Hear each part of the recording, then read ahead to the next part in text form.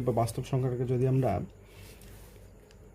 সংজ্ঞায়িত করি তাহলে আমরা কি দেখব যে কোনো সংখ্যাকে বর্গ করলে যদি ধনাত্মক মান বা সংখ্যা পাওয়া যায় তখন তাকে রিয়েল নাম্বার বা বাস্তব সংখ্যা বলি। যদি আমি 5কে যদি কি করি বর্গ করি তাহলে কত পাবো?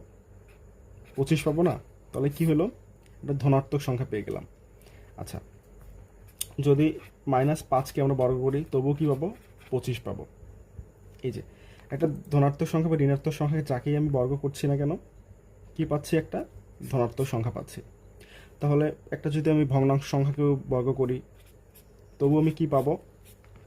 তবু আমি ধনাত্মক সংখ্যাই পাবো, 4, 25। তাহলে সংখ্যাটি দিয়ে দাঁড়াচ্ছে কি? কোনো সংখ্যাকে বর্গ করলে যদি ধনাত্মক মান পাওয়া যায়, ধনাত্মক মান থাকতে হবে সবসময়, আর যদি ঋণাত্মক মান চলে আসে তাহলে সেটা হয়ে যাবে ইমাজিনারি নাম্বার বা কাল্পনিক সংখ্যা। তাহলে ব্যাপারটা কি বুঝতে পেরেছি? বাস্তব সংখ্যাকে কি সংজ্ঞাটা কি? বাস্তব সংখ্যার সংজ্ঞাটা হচ্ছে কোনো সংখ্যাকে বর্গ করলে যদি ধনাত্মক মান পাওয়া যায় বা ধনাত্মক সংখ্যা পাওয়া যায়, এই যে এই সংখ্যাগুলো, তাহলে দশমিক সংখ্যা, আহ, আহ, তাহলে তাহলে দশমিক সংখ্যা, ভগ্নাংশ সংখ্যা বা এমনিতে সংখ্যা বা অঙ্ক, এগুলাকে আমরা কি বলতে পারবো? এগুলোকে আমরা বলতে পারবো যে বাস্তব সংখ্যা। মানে সমস্ত মূল্যদার অমূল্য সংখ্যাগুলোই হচ্ছে বাস্তব সংখ্যা। ওকে।